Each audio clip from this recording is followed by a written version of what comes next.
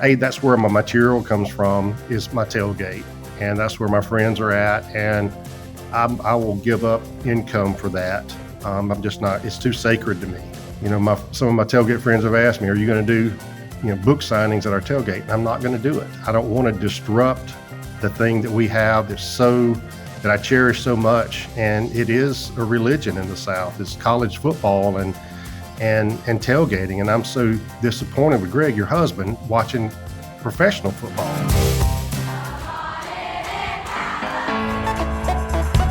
Welcome to the Mad Rush Podcast. I'm Trisha Addix, the original sorority rush consultant. While the stories I have to share are nothing short of astonishing, this podcast goes beyond the wild client tales and sorority life. I'll be engaging with fascinating guests from both within and outside the Greek world, uncovering the surprising connections that bind us all together. Join me for a journey that's as entertaining as it is enlightening. Welcome to Mad Rush.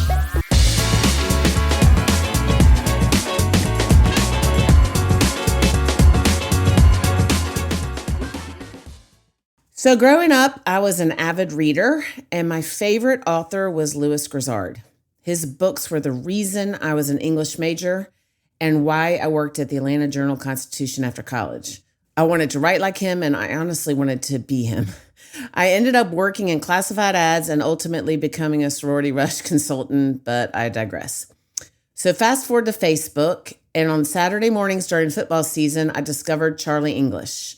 I call him the modern day Louis Grizzard, and I'm honored that he is with me today. He's my friend, and you guys are in for a treat. So thank you for being here, Charlie.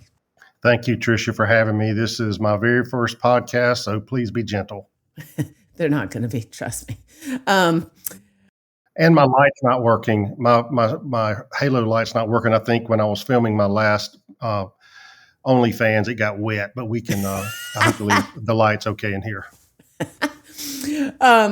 So Charlie grew up in Cochran, Georgia, and is as Southern as they come. This is one of my favorite things. He's affiliated with a distillery here in Atlanta, ASW, and y'all come to our party on 8/29 there. Everyone's invited. It's a very cool spot and a cool distillery.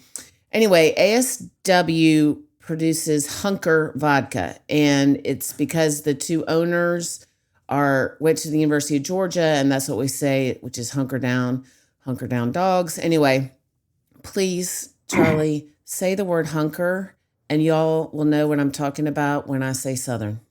Well, first of all, the owners, the founders of ASW are two of my fraternity brothers, and I appreciate their sponsorship and support. But Southerners talk, we put rocks in our mouths when we speak. We look for the easy way of talking, and I say honker. Hunker takes too much effort, so I say honker. So that's how. So for the longest time, I did not know what he was saying. I thought they had two vodkas. I was like, I know about Hunker vodka, but then there's this Hawker vodka that they must also produce. They're also coming out with Hunker bourbon mid-September, so I might be just tasting some right now just for quality control. Okay, so every Saturday morning, Georgia fans and anyone who likes to laugh are treated to Charlie's game day prayers. He posts these prayers on Facebook, and they're shared hundreds of thousands of times.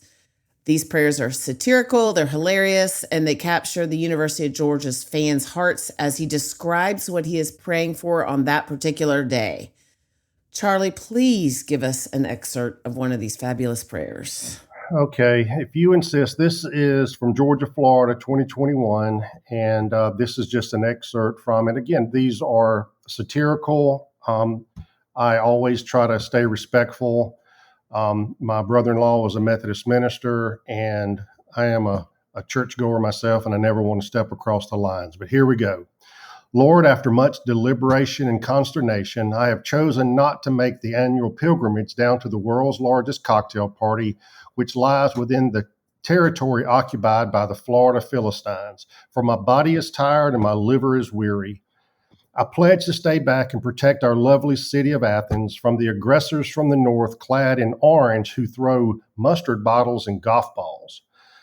But as our Bulldog faithful followers awaken in the beautiful seaside hamlets of St. Simon, Sea Island, Fernandina Beach, and Amelia Island, many struggle from being overserved with brown liquor and an overindulgence of the bountiful captain's platters from local coastal fish camps.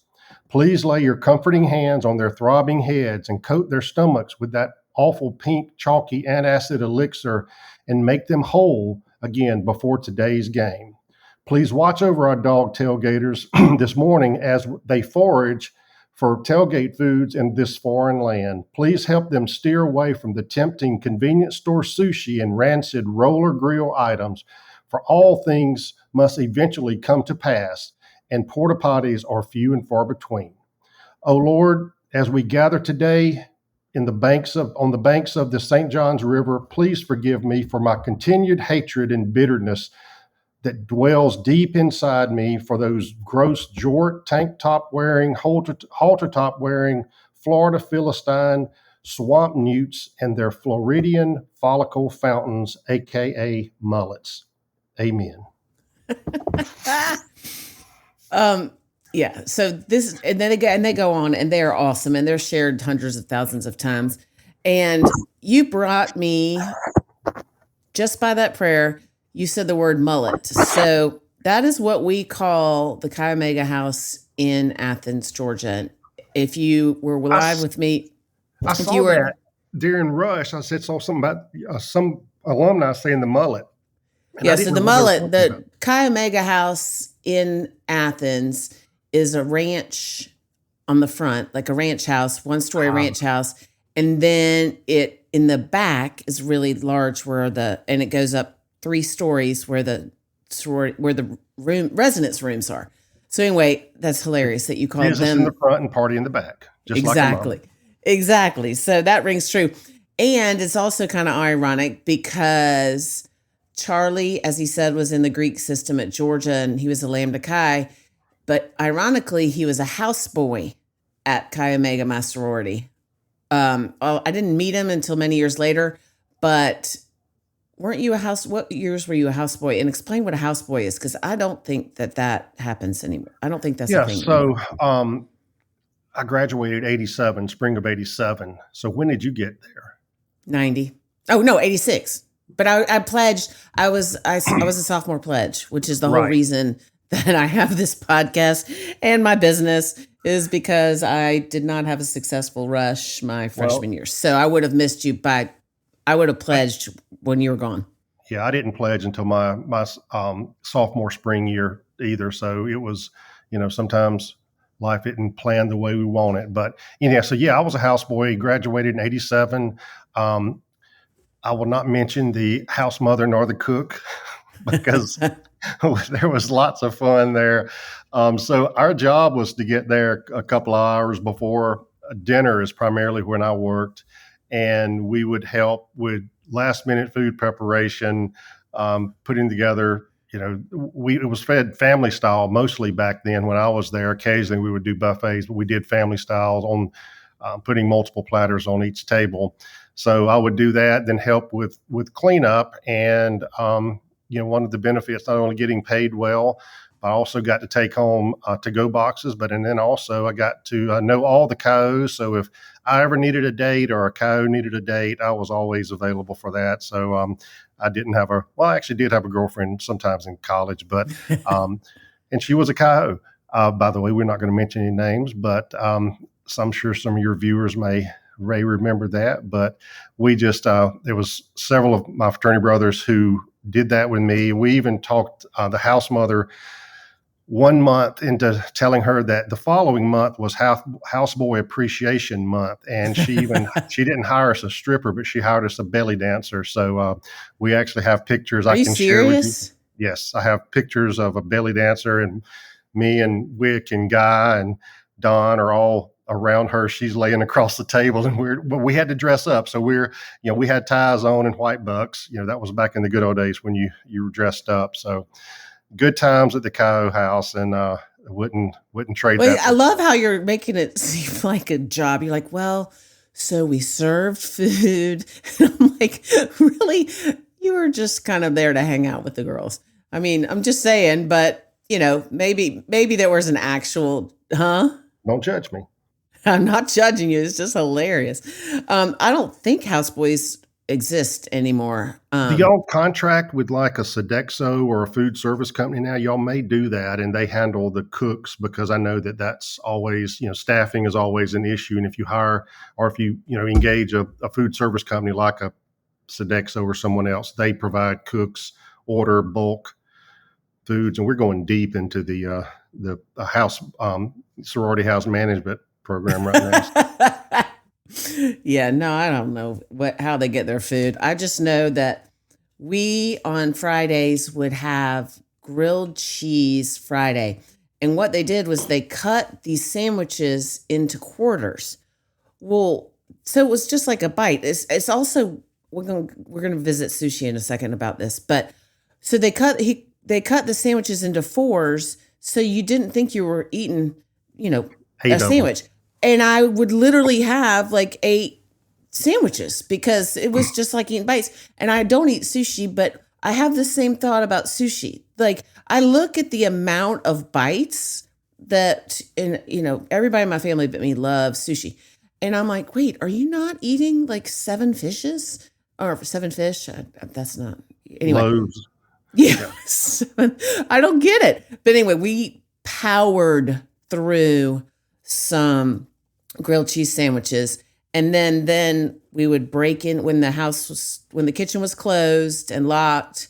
We would figure out a way to break in after we came in from a night out, and we would just ravage the fridge, and we would get in so much trouble. So that is tradition that was before you got there. So the same thing, they would prompt us sometimes to leave stuff in certain places so they'd know where to find them at in the refrigerator. But another thing, they would get in the pantry. Your sisters would get in the pantry. We called them baseball cookies. They were this shortbread cookie that had a baseball player and a guy holding a bat. It was like a little flat shortbread cookie. And we would leave out lemons because they love to get that shortbread cookie, squeeze lemon juice on that shortbread cookie as a snack, as a late night snack when they would come in and raid the kitchen. I love how you say they. I love how you say they because I most assuredly was doing the lemons on the shortbread cookie. And it wasn't my sisters it was me and my sisters and I. Yeah, no, I did not know there was a strategy of what you left out. They would, they wouldn't, bribe us, but they would talk sweet to us. And I was a sucker. So You still are. You're a sucker for a sweet talk. Okay, so my podcast up until this week has been Rush specific, pretty much. Well, that's not true, but the ones in August have been Rush specific just because that's what I do. And now, as we are starting to get into football season, and I cannot tell you how excited I was to see my husband watching the Falcons pre-season game on Saturday. I was like, wait, football's almost here, which is a religion in the South. And I am fully ready to worship it at the altar and get your prayers, of course. But I think there's nobody better in the world. So anyway, my podcast is going to kind of morph into more about assimilating to college in the South, not just Greek life, and just kind of describing what our Saturdays look like. And for my Northern and California listener and Midwest, there's so many people now that are coming to colleges in the South, and I want to help them assimilate too, because you can't just go into this blind. But I think that Charlie is the perfect person to describe game day, home game at the University of Georgia in Athens. And he also lives in Athens. So he's got the double whammy. So why don't you describe for our listeners a home game day in Athens? Well, any tailgate that's done properly, it's not game day. my tailgate group typically starts on Tuesday. Who's showing up and what are we eating? Are we having it catered or are we cooking ourselves? Depends on the time of the game. Well, what we eat depends on the time of the game, the temperature, but no matter what. So my game day, so that day, all right, so that we start on Tuesday and we work that out during the week. So my game day typically starts about 4:30 or 5 in the morning. I get up and finish writing my game day prayer. So wait, you don't write those ahead of time? I write about half of it, but I got a lot of stuff going on up here and it comes out sometimes right on game day. So I do start it before game day. Let me step back one day. So game day eve, as I call it, I do load my truck with all my chairs, tables, tents, fans, everything is loaded the night before because I have a tight schedule the next morning. So unfortunately, sometimes I go to tailgate. I maybe shouldn't be driving from the night before, but anyhow, so my game day again starts about 4:30 or 5.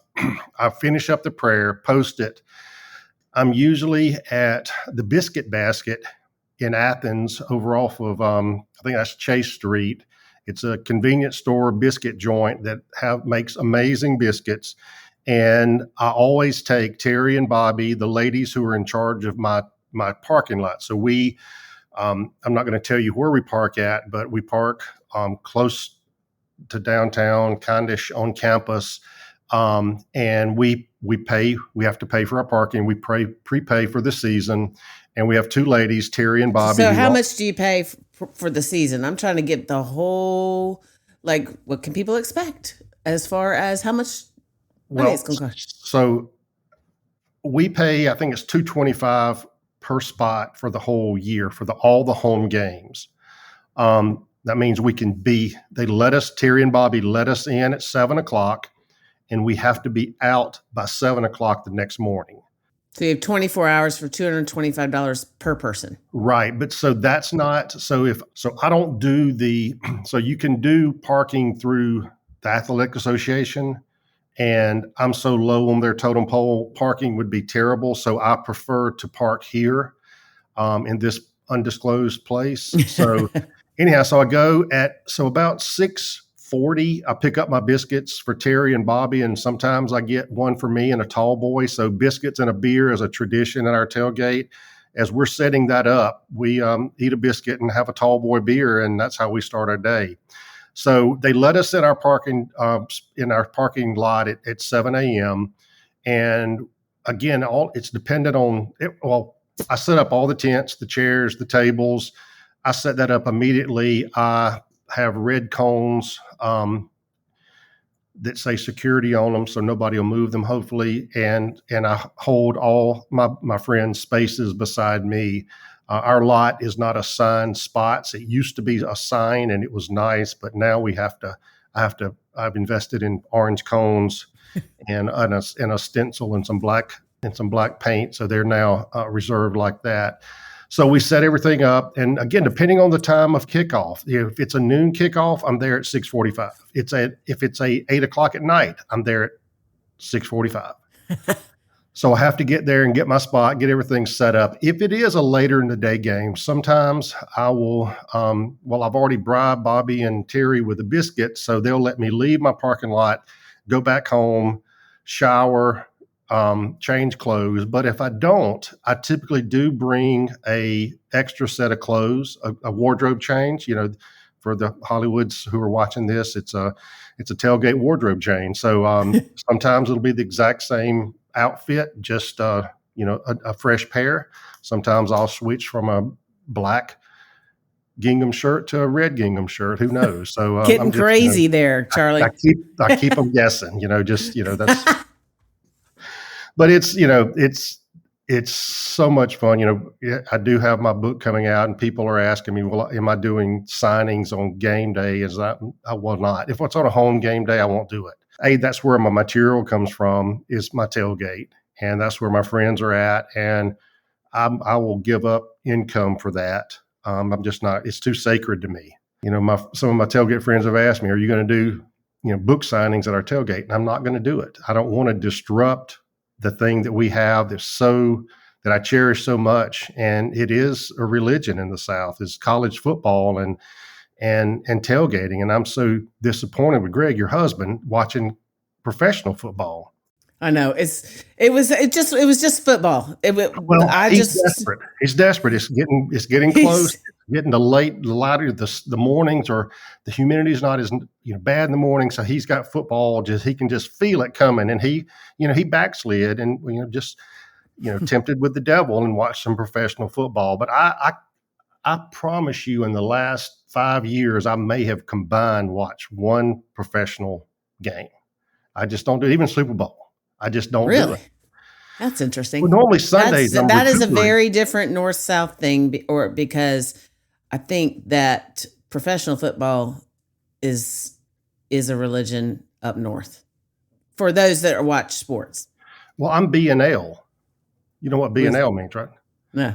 I'm from below the gnat line. You're not. So B&L means below the gnat line. So we talk different. We look at things differently. Now I would watch a high school game on TV before I'd watch a professional game. Okay, that is a very good point. Yeah. So, and by the way, I played against Herschel 2 years. You played against Herschel? Tackled him his senior year, my sophomore year, tackled Herschel Walker. Wow. So for those of you who don't know who he's talking about, Herschel Walker is, hang up. hang up the phone. Herschel Walker, number 34. Number 34 in your program, number 1 in your heart. Exactly. Running back when was he at Georgia? I think it doesn't matter. Anyway, he's a legend. He's amazing. He was I once watched a documentary on Herschel Walker, and he grew up very, very poor. And if I'm wrong, stop me, because I know you know more than I do. Johnson County, Wrightsville, Georgia is where he grew up. And he would train by strapping tires to himself, and he would run along a train track to train. And I mean, when I tell you, this guy was his athleticism and his work ethic were second to none. Anyway, Herschel's the legend. He would race the train also. So he would pull tires, but he would also race the train that went. That's where the train thing came in. You're right. You're right. He didn't lift weights. He did push-ups and sit-ups and race the train. I think today he does lift weights, but I don't know if they actually fought, but he was training to fight somebody, Ultimate Fighting, in the last couple of years. And still, you saw me a couple months ago at the beach, and I would not take my shirt off in front of Herschel Walker. It just. And nobody wants you to take your shirt off. Period. Well, it's, he's got a six-pack, I've got a keg. He's got a six-pack, I've got a keg. No, you don't. I'm just teasing. Okay, so your tailgate starts, but talk about the atmosphere in Athens. So I went, as I mentioned, live in Athens for bid day, which was, we're recording this yesterday. Feels like yesterday is still going on. But I went to bid day in Athens yesterday, and it was electric. And the traffic was way worse than I anticipated. I was just thinking I was going to breeze into the Cayo House and park and just be fine. I was not. But it was nothing like game day. And if you can believe it, if you saw those lives, and they're available on my Instagram, at Rush with Confidence, as reels, so you can see what it was like. That was just a tiny bit compared to game day. Yeah. So just describe Athens. Well, I live in the Beechwood area, and I'm not giving my address because I don't want stalkers. I have enough of those already. So I like to joke. I live 5 to 7 minutes anywhere in Athens. It's different from living in Atlanta, where you do. 5 to 7 minutes might get you to outside of your neighborhood, where even when students are here, it's 5 to 7 minutes. And I always like to, when I leave my house in the morning, I text a bunch of my buddies. It's a different than my tailgate group, but just a bunch of my fraternity brothers and friends who live in Atlanta. I text them all when I leave my house. I say, I'm leaving. And then when I get to my tailgate, again, on game day at 6:45 in the morning, it's probably 4 to 5 minutes there. And then I reply when I get there, I'm here. That's And they're just sitting, rude. That's just it's rude. very rude. They're probably either on 285 or on 316, sitting in bumper to bumper traffic. And I'm already eating my biscuit and drinking my tall boy. So, it is different. And I'm blessed to have, I am currently focusing full time on my book writing, and I'm not an author. I'm just a person who writes stuff down. I was in the healthcare medical technology sales for years and years, and was able to live in Athens and travel the whole country, and then sometimes even North America. So, it's going to be, you're going to have to drag me kicking and screaming or in a body bag to leave Athens, Georgia. It's a town that's special to anybody who's, even people that I know whose kids have now come through school here. Could be some, damn Yankees. That means the difference in a damn Yankee and a Yankee. A Yankee is somebody from the North, and a damn Yankee is someone from the North who moved down here. But we appreciate your tax dollars and coming down, and y'all do offer a lot to the state of Georgia and the Southeast. But it's totally, once you experience Athens again, even if you just send your kids over here to school, whether you're in the Greek system or not, Athens is a special town. It's just magical. It brings, heck, I live here and I'm getting dusty eyed right now just talking about it. It's my grandfather, my father, me, my kids all went to Georgia, and it's just a special place. And it's the buildings, it's the landscape, it's the smells. There's one prayer that I did on my Facebook probably 4 or 5 years ago. I was sitting early one morning at Tailgate, and that was back when I would write them at Tailgate. This was Oh, a wow. long time ago, probably 9 or 10 years ago. And I closed my eyes, and just the smells of Athens, from the grass that we were sitting on, the freshly cut I was about to say the grass. grass that you were sitting on. Yeah, the charcoal grills that had been fired up around campus that were starting to waft across campus, to the beer or the bourbon that we had in our hands. Those smells are just just iconic in your mind, and just have a very special place in my heart. And I apologize for going down memory lane and that Well, that's emotional. great. I love you giving us the color we need to understand. So then you're sitting at your tailgate having your tall boy or your brown liquor. That's what he calls it. Likker.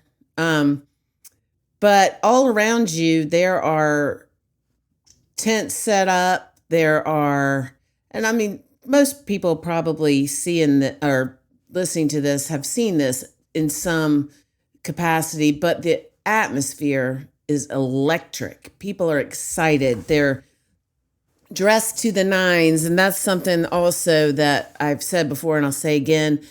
If you're going to tailgate in the South, dress in the school colors and be prepared to not be wearing a t-shirt. I mean, some people do that. I don't think so. I think that maybe is more of a northern thing. But like if you go to a professional football game, you're going to wear like a jersey or a t-shirt. For the most part, these tailgates that we're talking about are people dressed up. And dressed up meaning they can be wearing jeans, but then they're wearing a black polo or a whatever. Anyway, it's just a different vibe. Tailgating. It's completely different. And I typically don't wear garments with a Georgia logo on it. I'm wearing red or I'm wearing black. You know who I'm rooting for. I shouldn't, and this year I have, I've bought some shirts to do some book signing again that have the Georgia G on it, the Super G as we call it, or the BullDawg.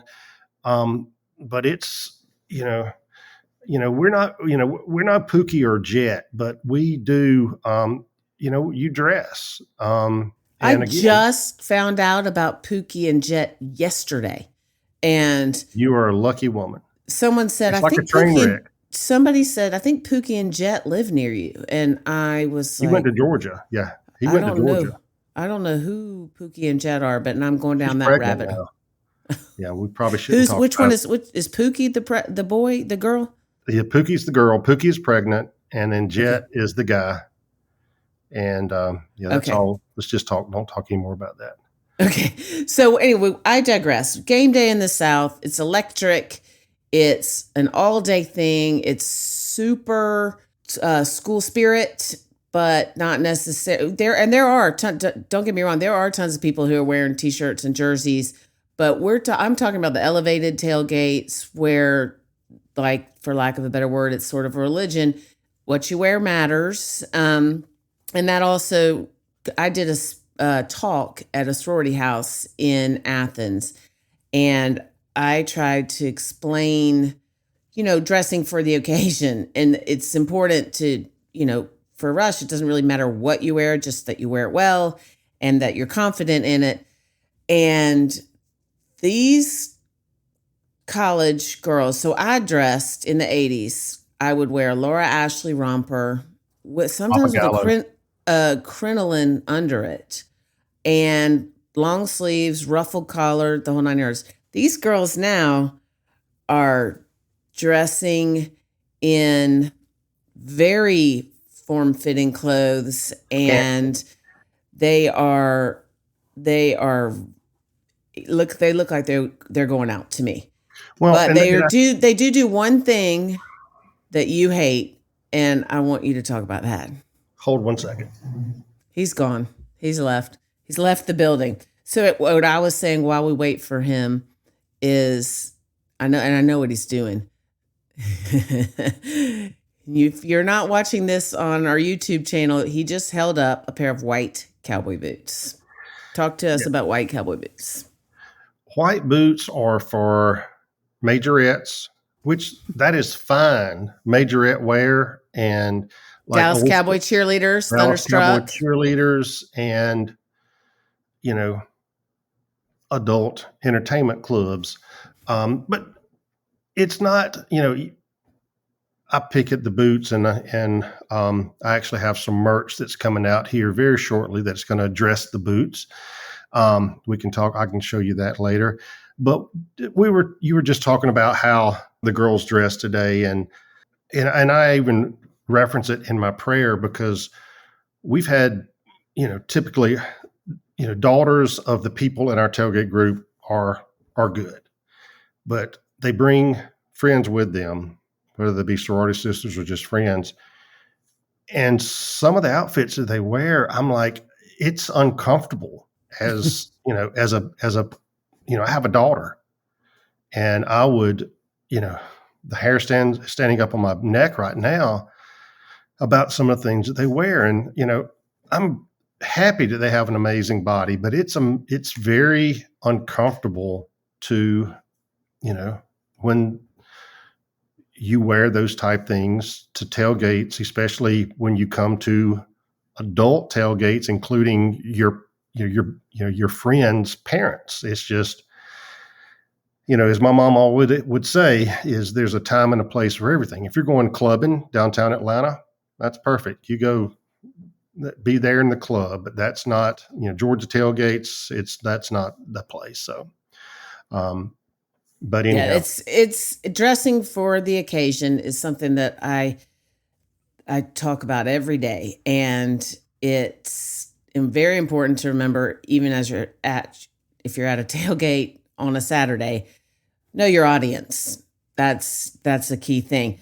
But it is, they're white, red, and black clothing, and it's form fitting, and if it fits you, that's great. But if it's not, if you got flesh squeezing out of places, just go up a size. That's what I try to say. I described it in a prayer last year. Have y'all ever, I prefer a homemade biscuit, but when you hit a biscuit on the counter and the cardboard opens up, but the biscuit pokes out between the cardboard, and it's like, that's what it looks like when if you've got rolls hanging out, again, I love a biscuit, but I don't want to see that. Right. And we're celebrating all sizes, but just dressed Oh, for the occasion. exactly. And listen, I don't, I'm going to stop now. He's going to stop. So game day, if you're coming down from the north and you don't know where to tailgate, you can. If you're coming down, if you have a student there, you would tailgate with their friends. It becomes a family affair. It's again, Greek life or not Greek life. If you're coming down from the north, you're going to have a place to tailgate if you have a child there, because that child will have a place to tailgate, whether or not it's with one person or a bunch of people, or if it's at the sorority or fraternity house. But it's definitely something you want to experience one time at least. Most people come back more than one time. And it's super special and super electric and a very fun thing to do. If you don't have a place to tailgate, all the bars in the downtown area, they'll be empty during the game. Well, pretty much empty because everybody else.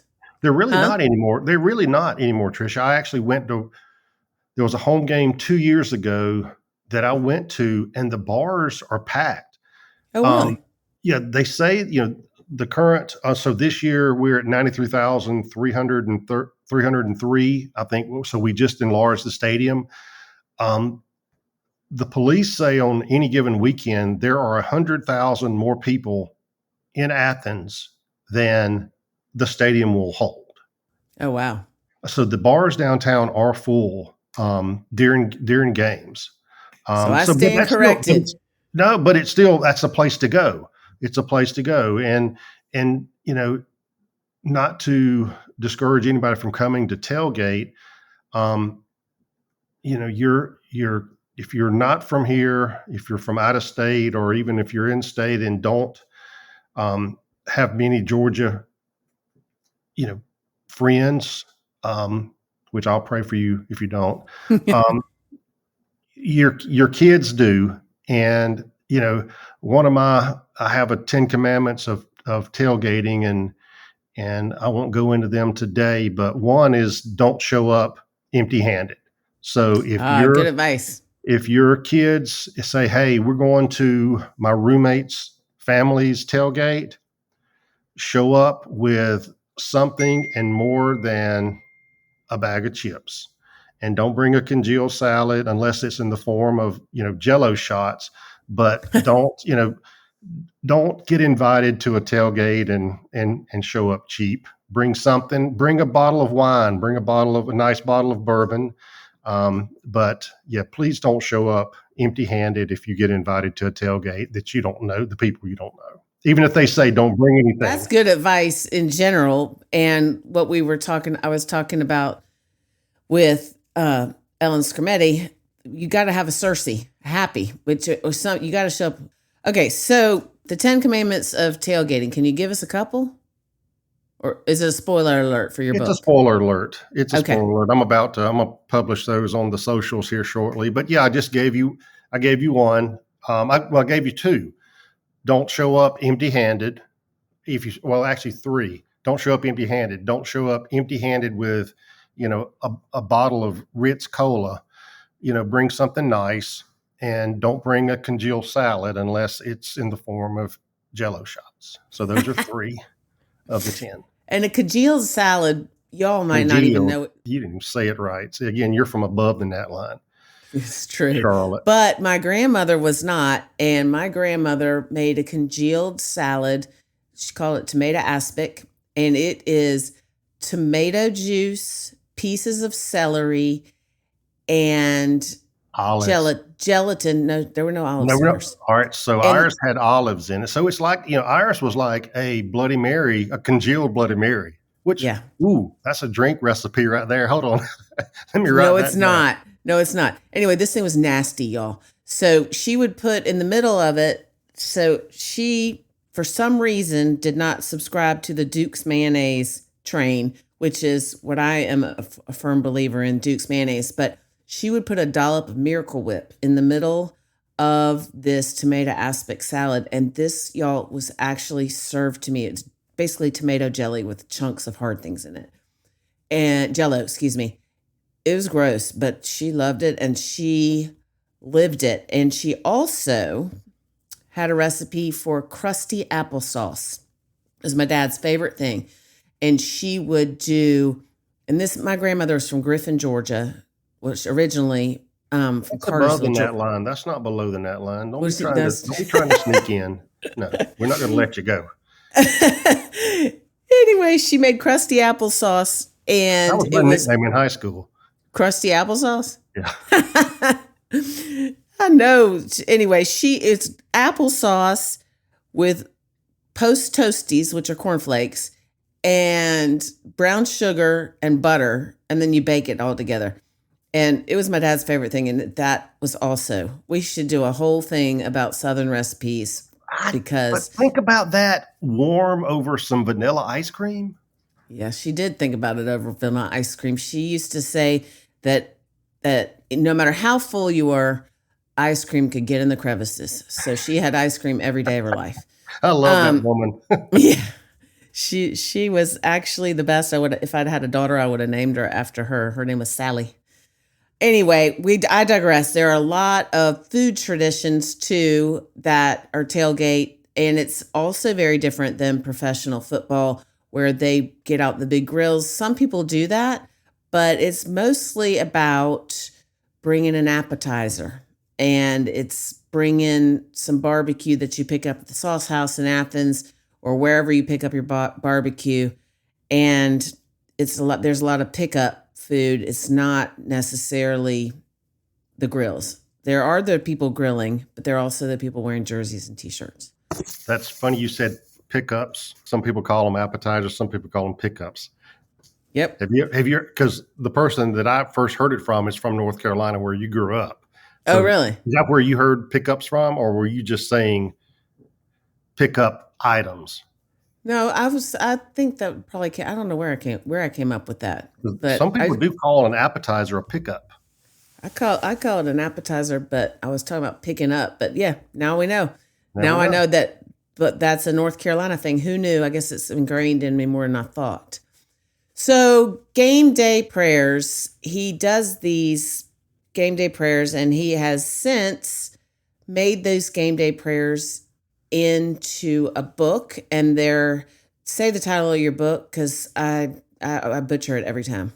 I do too. I still hadn't learned. So I've been doing this for 12 years, and people ask me all the time, where did I start? Or when did I start doing this? And it was 12 years ago.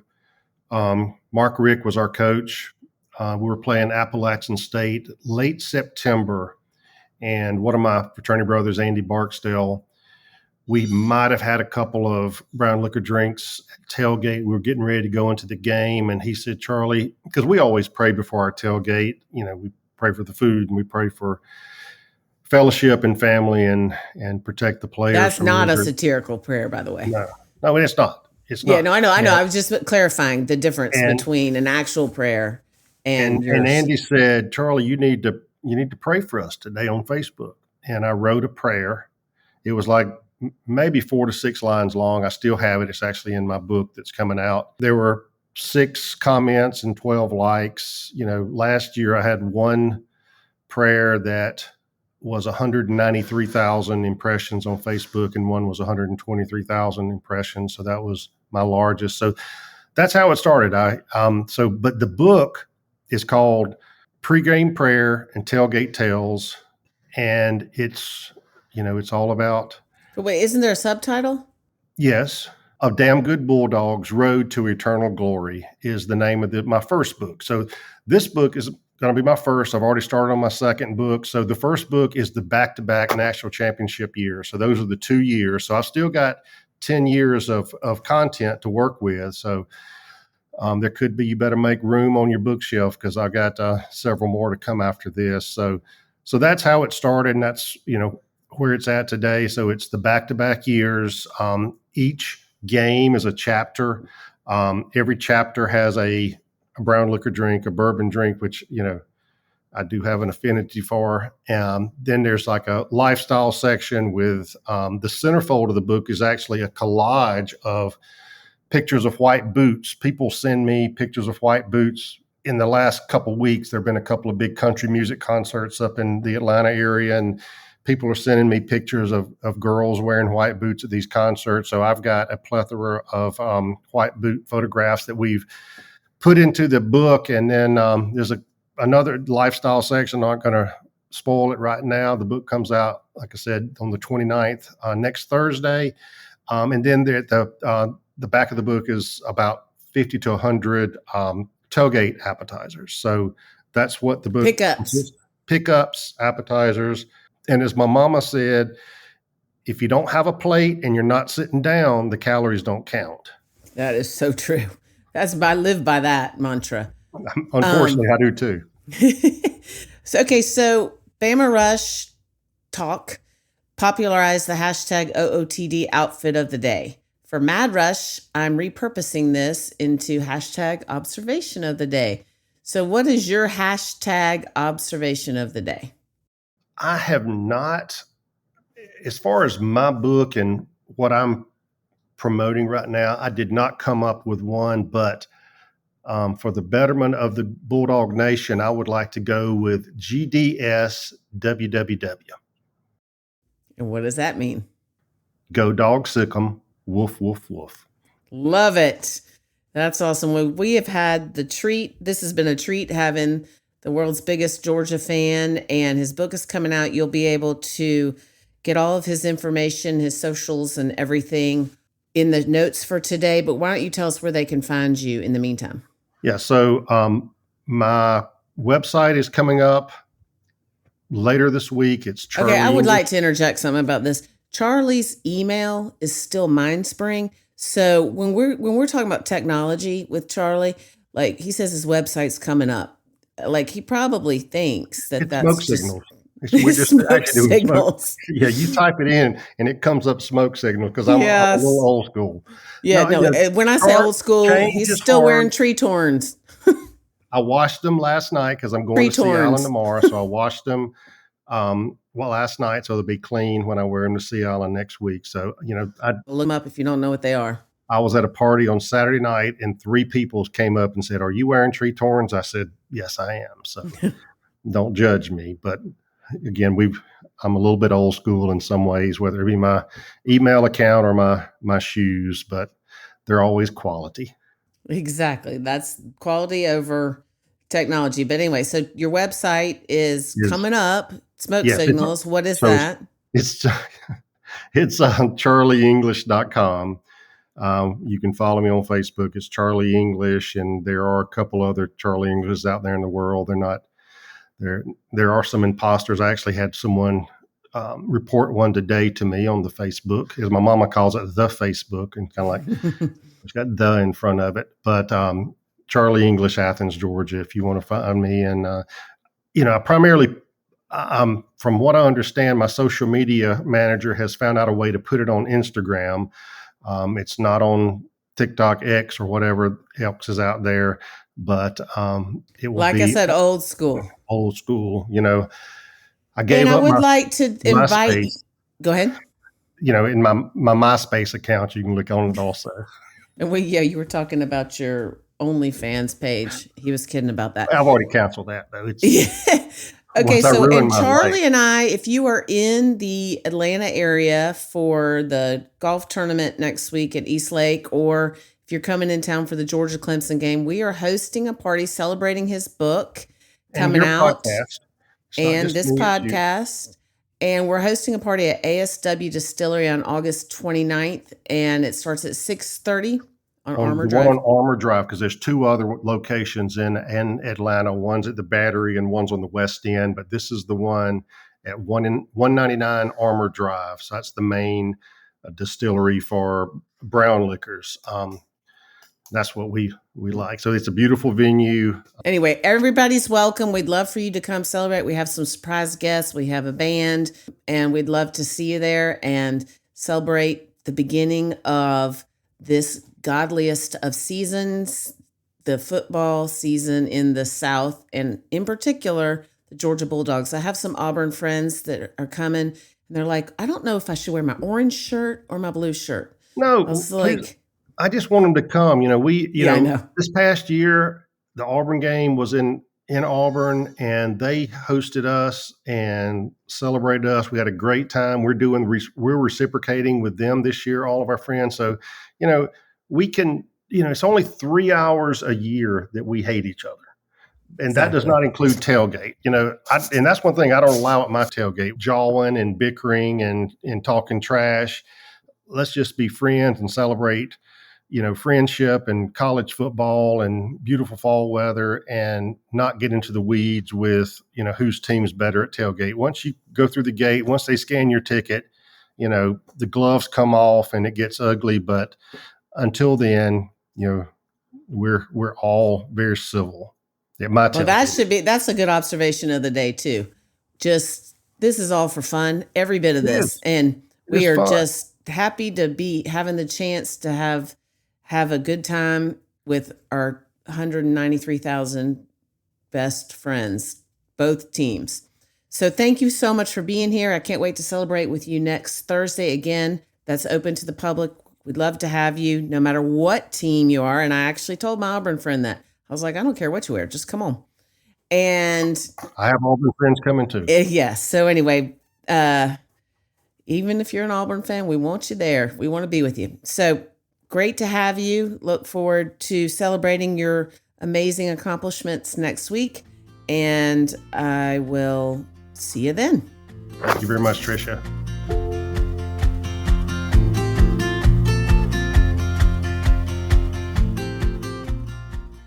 Welcome to Time Out with Trisha. Because can you really give advice if you don't speak about yourself in the third person? I don't think so. This is exactly how I speak to my clients. The good, the bad, and the ugly. So listen to me. I know what I'm talking about. Now let's get into it.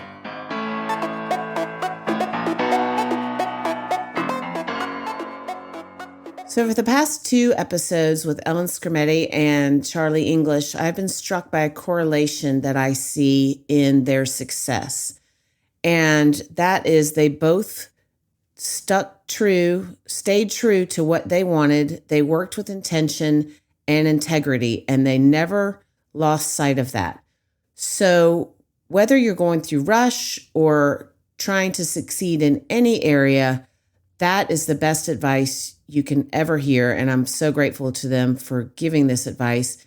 And I'm passing it along to you. Stay true to yourself and know that you are the only person that can be successful in what you want to do. So prepare, stay true to yourself, keep your integrity. And as far as dressing, like Charlie was talking about some of the outfits that he sees in game day, dress for the future you, what you want to be. Make sure you do that with intention also. And that's it for Time Out with Trisha. We'll see you on another episode of the Mad Rush Podcast.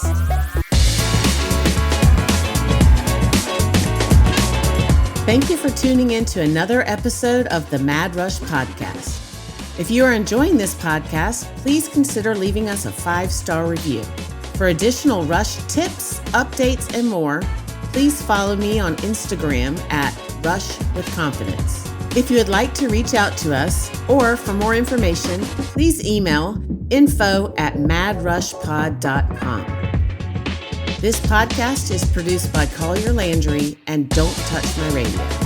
Copyright Trisha Adams.